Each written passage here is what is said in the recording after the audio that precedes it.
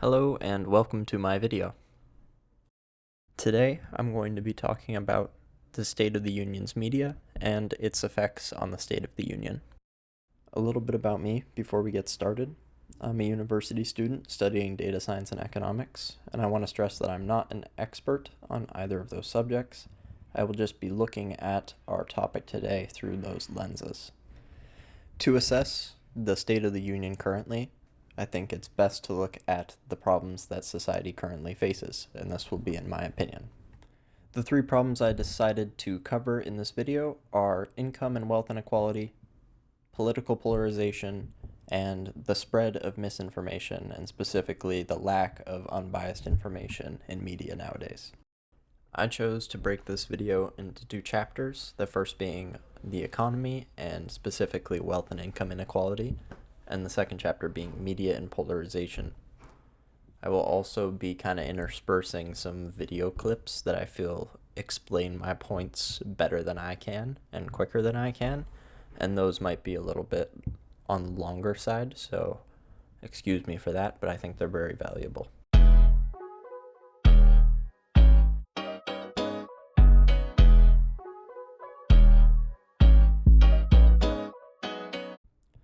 Starting off with a fun one, we have the Citizens United decision, which is a very important Supreme Court decision that happened in 2010 that you'll hear about a lot if you're researching income and wealth inequality in the United States. It held that independent expenditures, including those made by corporations, do not give rise to corruption or the appearance of corruption, which essentially means that businesses can donate to political parties in the same way that any individual can. I think this is some very important background information considering the data and graphs we're about to go over, and I'll show you the effects that this decision had specifically on the stock market and in turn on wealth inequality. Just for some background, let's quickly look at the long-term US GDP, which is a measure of the total economic output of the country. You can see that until World War II, there was relatively slowed economic output, and then there was a big expansion in the following decades. You can see this pattern is also mirrored in the GDP per capita graph. However, there are slightly larger reactions to economic downturn, and the slope is slightly flatter than the GDP graph. The next graph I want to introduce is this graph of the fast economic expansion era that followed World War II.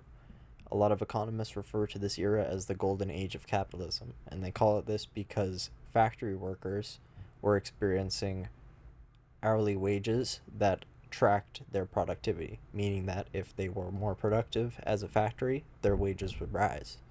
In the late 70s, something happened and these lines split, which makes us question if this was the golden age of capitalism before the 1970s, where are we now? The next graph I want to introduce is this graph of the S&P 500, which tracks the top 500 US businesses. You can see that that bottom horizontal line is 0, and I am only showing since 1980. So that first red line is when Ronald Reagan was elected.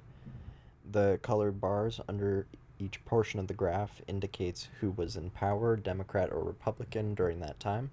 And you can see that under both political parties, American businesses have seen an exponential expansion. The question now becomes, who is reaping the benefits of this massive economic expansion? If you look at this graph, you can see that the bottom three quintiles of income are not really expanding their financial assets, meaning stocks, bonds, mutual funds, indexes, anything you'd put in your retirement, while the fourth quintile and the 80th through 90th percentile are gaining assets at a much faster rate, and these gaps are widening. You can see in 1990 that these gaps were still fairly close, but now in 2019 there is a huge disparity between the income levels in terms of financial asset holdings. This disparity is even better shown by this bar chart, which shows household financial asset holdings between 1989 and 2019. You can see that the median added about 25% to their holdings in terms of 2019 dollars, while the top quintile almost 3 times their holdings. We can see the effect that this disparity has had on household net worth, Over that same period, the median has added about $12,000 to their household net worth, while the top quintile has added $120,000. This is not, however, happening only because of stock holdings. We can see that incomes have also been diverging over the same time period, especially in the top 5% and the top quintile. Here's another graph of income over time. What we can see here is that the pattern continues of something happening in the late 1970s that created a higher disparity of income inequality. So you can see since the late 1970s, the highest earners have seen the highest rates of growth in terms of income. But another interesting point is that during economic downturns, specifically between 2000 and 2009, where we saw the tech bubble and the 2008 financial crisis, those top earners also saw the least amount taken off their salaries. This next graph shows annualized returns on net worth by income percentile over the time period of 1980 to 2014. So this is specifically the time period we are concerned with. You can see that the average adult has earned about 1.4% on their net worth annually, while the top 1% earns about 2.4%, and the top earners are earning anywhere between 3 and 7% on their net worth every year. I think this is the most obvious graphical representation of the widening disparities we've seen since 1980. This all leads me to this final graph of the US Gini coefficient, which measures income inequality, and it's at its highest it's been in 75 years. I and a lot of economists think this is a bad thing because consumers need to have money in order to spend money in order to stimulate an economy. And right now, a lot of people are living paycheck to paycheck and aren't able to afford goods that they previously could. And that leads us to the question of what do we do now? A lot of people advocate for higher income taxes on the top earners, and in theory that would work. And you can see that this is a graph of the top bracket income tax rate over time. You can see that during the golden age of capitalism, that 1945 to 1979 era, that we were taxing the highest earners at a very high rate, and that was very effective at keeping income inequality low. But I don't personally believe that changing income tax rates will effectively solve this issue nowadays, because a lot of these top earners are not making their money from their income as they were during this time period, but rather on things like capital gains on the stock market or in real estate. So there needs to be a more targeted solution to this problem than just income tax. Now that I've broken down the data supporting my claim, I'm going to have economist Gary Stephenson, a former trader, kind of break down the impacts of growing income and wealth inequalities.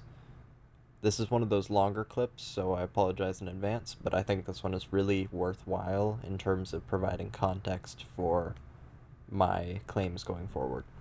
All right, so the very first thing we need to do is just recap very quickly what the economic problem actually is in its most basic terms, and I'm going to try to explain that in a simple diagram, which I'm going to draw here.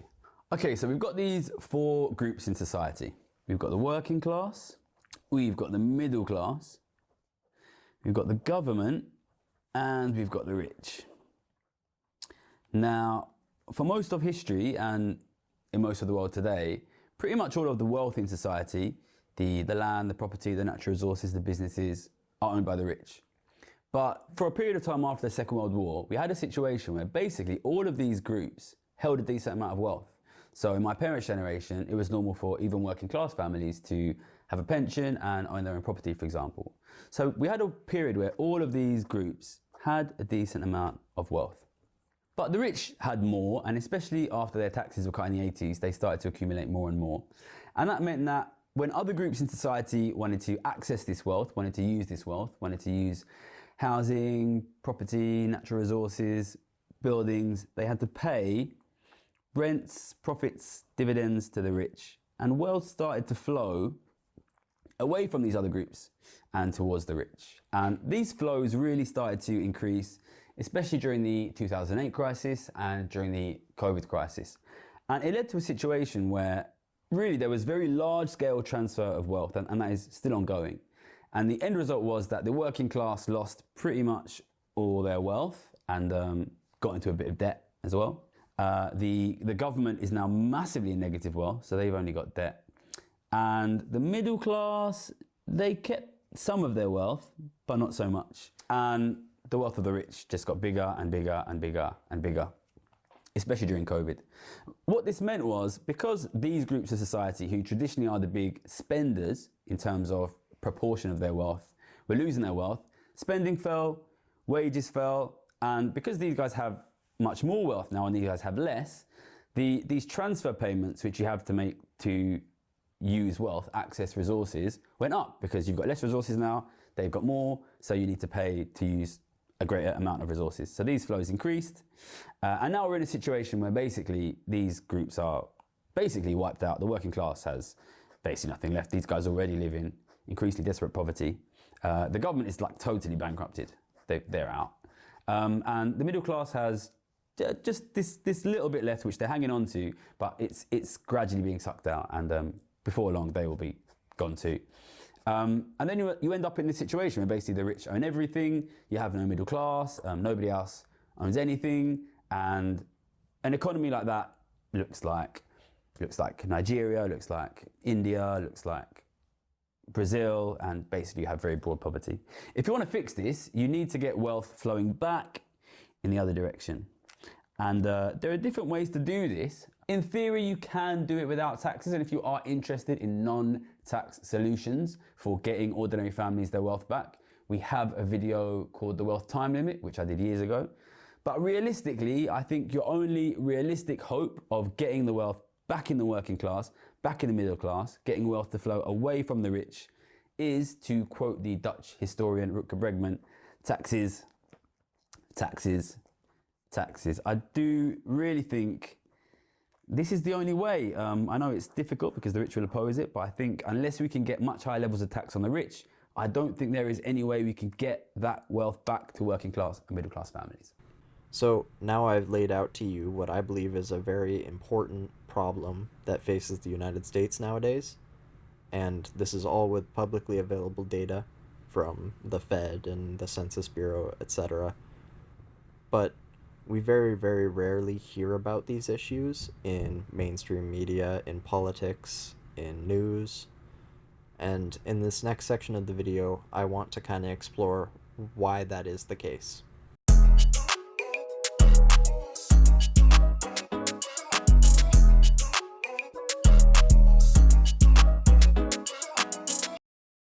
The first graph I want to start with in Chapter 2 is this graph of internet adoption across the United States. This graph is important because it shows just how quickly this adoption happened, considering how it fundamentally changed the spread of information as well as national discourse. I'd like to introduce this topic, the idea of fixation of belief, and specifically the method of tenacity within fixation of belief. So it's the idea that we hold on to existing beliefs by insulating ourselves from doubt, hating the contradictory information, and consuming only information that supports our belief. My professor challenged our class in the context of this growing widespread adoption of internet and the online space. Is it easier or harder to break from tenacity while online? Or in other words, is it easier to insulate yourself? Is it easier to become antisocial? Is it easier to hate contradictory evidence or avoid it completely? And does it increase our admiration for strong-willed believers? I would argue it does make all those things easier. It makes all those antisocial tendencies easier. And I think the effect that it's had throughout the 2000s is clear. It's really minimized real discourse and maximized polarization and those provocative comments that get a reaction out of people. And I think this point is really well summed up by former Secretary of Transportation Pete Buttigieg in his conversation with Jon Stewart. You're offline looking people in the eye, talking to them, and We don't have a lot of that in terms of how most of us get most of our information. It's just the feed, right? Mm-hmm. I mean, even TV like used to give us some sense. You would see a news story about some controversy, and you'd hear from the one person on the one side, and you'd hear from the other person on the other side, and maybe you'd be moved by it. Maybe you'd be it would further entrench you in what you already believe, but you would think about it. You would think about it for a minute because you had to hear those sides, right? So very little of that is now part of how most of us get most information. The effects of what Buttigieg was talking about are pretty clear when we look at this graph of polarization between the parties. In blue we have the Senate, in red we have the House. We can again see in that period right after the Second World War and during the Second World War, polarization is at an all-time low. This makes sense considering there's a lot of unity during times of war. But we find that this builds right back up until the 70s, where again something happens, and these lines both take off in a pretty linear way. And with the adoption of technology in the late 90s, early 2000s, these lines seem to even get steeper. Alright, so our country's polarized, but what are we polarized about? I found this interesting diagram from the Pew Research Center, which surveyed a bunch of US adults and, based on their political affiliations, asked them which issues they thought were the most pressing problems that the country faces today. I looked at these numbers and I thought, the issues that have the widest spread seem to be the most contentious. So I ran them through a calculator, and on the right side of the screen you can see a sorted list of the topics that seem to have the widest spread of opinion. So that means either the Democrats think it's really not important and the Republicans think it's very important, or vice versa. By this metric of contention, we're left with these top three issues: climate change, illegal immigration, and gun violence. For each of these issues, there's a lot of money involved. For gun violence, there's the NRA fighting to protect Second Amendment rights. For climate change, there is fossil fuel industries fighting to protect jobs of workers. These issues have been contentious for a long time and have had people lobbying for their cause for a long time. Illegal immigration, however, is a little bit different for reasons that Gary Stephenson is going to explain in this next clip. Yeah, this immigration thing. So I've got a YouTube channel, which you'll know. It's called Gary's Economics. It's an economics YouTube channel. And I never thought I would have to be talking about immigration. I'll be totally honest with you. I'm not an expert in immigration, right? That's not something that you learn about. You study economics at university. I've never considered it to be like a massive driving factor behind the UK economy. But I started to see about like 2 years ago, it coming in really aggressively, like, no, it's not the rich. The problem's not the rich. The problem is immigrants. The problem is immigrants. And at first it was a bit, and then it was a bit more, and then it was a bit more. And I was kind of thinking, where is this coming from? But I realized we're getting to a situation, I think we are in a situation now, where the number one thing which is preventing higher taxes on the rich is basically anti-immigrant sentiment. And that worried me because I realized immediately, I'm almost wary of saying this, if the rich find out that the number one thing preventing them from paying higher taxes is dislike of immigrants, they will start absolutely funding the shit out of it. And I was thinking, oh my God. And I feel okay saying this now. I didn't want to say it before because I didn't want rich people to be like, let's fund anti-immigrant sentiment. Let's fund anti-immigrant sentiment. The reason I feel okay saying it now is because we've got Elon Musk. You've got Elon Musk coming in, richest man in the world, aggressively supporting and funding anti-immigrant sentiment. And it makes total sense because if you're smart, you know that this economic situation gets worse. And it will. I guarantee you, it will get worse and worse and worse, significantly worse for ordinary people. And then we will have to have some sort of significant political change. And I think there are basically two leading voices in what we need to do. There's me and my lot saying tax the rich, but there's another voice which is much, much louder, which is the problem is immigrants. And if you are a billionaire, which one of those two do you want to win? So I'm not surprised at all to see Elon Musk coming in and really aggressively funding the problem is immigrants, the problem is immigrants, the problem is immigrants. Great. So what Gary says does hold true with Elon Musk, but I felt like for the purpose of this video, to kind of keep with the theme of top threes, I wanted to look at the behavior of the top three richest people in the country and see what they're doing and see if their actions seem to align with anti-immigrant sentiment. And they seem to. Obviously, Elon Musk is a omnipresent member of the Trump administration, but it's easy to forget that Mark Zuckerberg and Jeff Bezos also both separately gave $1 million, and that Jeff Bezos canceled the Washington Post's endorsement of Kamala Harris during the 2024 election. This is especially interesting considering both these guys have publicly been pretty left-leaning in most of recent history. I think I tend to have a much less cynical view of people like Mark Zuckerberg and Jeff Bezos than Gary Stephenson does. I don't think their actions are necessarily aimed at funding anti-immigration controversy necessarily, but I do think they are hedging bets against what their public personas have formerly been, which I said previously was pretty liberal. But I think the thing that exacerbates polarization in the United States nowadays more than anything is the rise of short form content. I wanted to use YouTube as an example because it started off as a platform that supported videos of all lengths and had no monetization incentives. So creators were not forced to necessarily create videos of a specific length, but rather just content they thought people would enjoy. This changed pretty quickly when they added incentives for videos that were 8 minutes and 10 minutes long, and led to a lot of creators just adding blank space at the end of their videos to get to that 8-minute mark or whatever was necessary to get an extra ad on their video.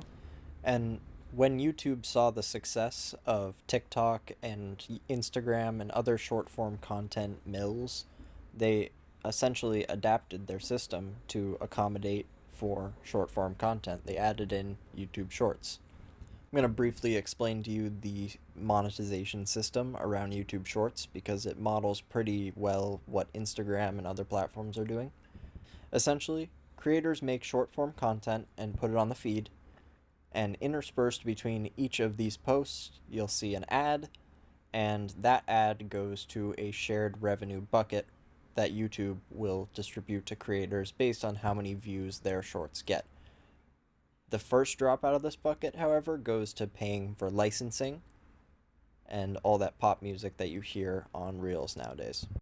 This led to a massive adoption of short form content. But why is that bad in the context of polarization? In my view, short form content serves two purposes. It serves to grab the most provocative moment from long form content or from real life and put it into a clip and share it to get the most interactions. And the key word there is interactions, not necessarily positive ones or negative ones, just interactions or clicks. While this practice certainly serves to maximize social media's profits, I think that in a political sense, it has also weakened everybody's arguments and heightened tensions at the same time. Because there are so few platforms that provide a massive audience for creators, they are limited to pretty strict guidelines about how their content will need to be formatted in order to be viewed. So that forces a lot of long-form creators to switch to short-form content in order to just be seen and to attract attention to their long-form content.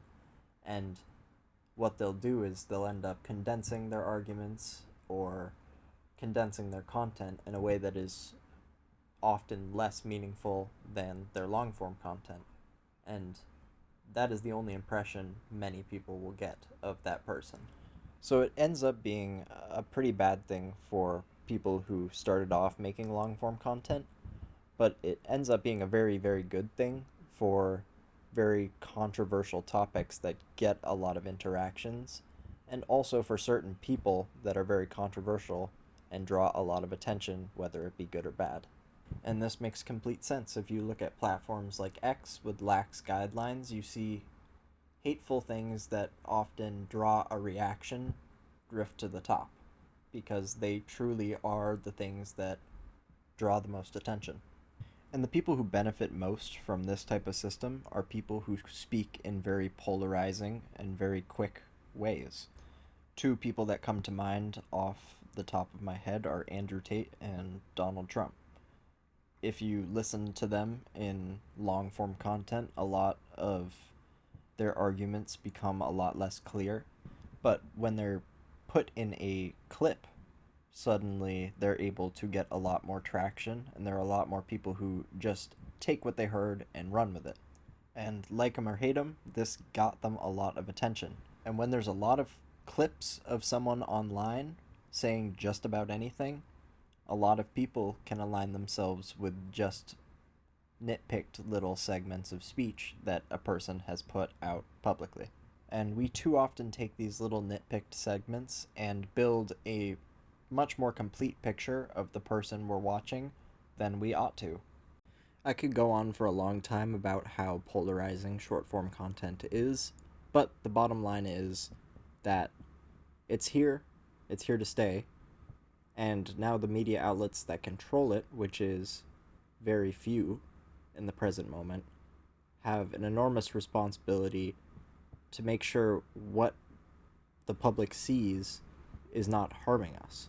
And I've become increasingly frustrated watching these very powerful figures, and especially the media, kind of just cave in to the pressure and pick profits over the public, which is who got them to where they are today. So, in lieu of any closing statements from me, I'm going to leave you with this clip of Trevor Noah at the 2022 White House Correspondents' Dinner. I think this clip is super powerful because he is directly addressing some of the most important and powerful people in American media today and asking them and begging them to take responsibility and to be more accountable in terms of what they are giving the American public. And so, without any further ado, thank you for watching my video. Peace. And so as we sit in this room tonight, people, I really hope you all remember what the real purpose of this evening is. Yes, it's fun. Yes, we dress nice. Yes, the people eat, they drink, we have fun. But the reason we're here is to honor and celebrate the Fourth Estate and what you stand for. What you stand for. An additional check and balance that holds power to account and gives voice to those who otherwise wouldn't have one. And like, I'm not just talking about like CNN or Fox or any of the other major organizations. I'm talking about everyone. You know, the young journalists we saw today, you know, intrepid journalists who aren't even in this room in Flint, Michigan, or that daring reporter at the Des Moines Register, or the unflinching local newscaster in El Paso, Texas. Every single one of you, whether you like it or not, is a bastion of democracy. And if you ever begin to doubt your responsibilities, if you ever begin to doubt how meaningful it is, look no further than what's happening in Ukraine. Look at what's happening there. Journalists are risking and even losing their lives to show the world what's really happening. You realize how amazing it is. Like, in America, you have the right to seek the truth and speak the truth, even if it makes people in power uncomfortable, even if it makes your viewers or your readers uncomfortable. You understand how amazing that is? I stood here tonight and I made fun of the President of the United States, and I'm going to be fine. I'm going to be fine, right?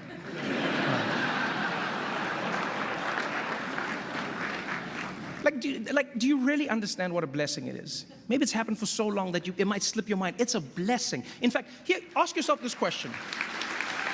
Honestly, ask yourself this question. If Russian journalists who are losing their livelihoods, as you were talking about, Steve, and their freedom for daring to report on what their own government is doing, if they had the freedom to write any words, to show any stories, or to ask any questions, if they had basically what you have, would they be using it in the same way that you do? Ask yourself that question every day, because you have one of the most important roles in the world. Thank you so much for having me. I appreciate you. Please be careful leaving tonight. We all know this administration doesn't handle evacuations well. Good night, everybody. Thank you so much.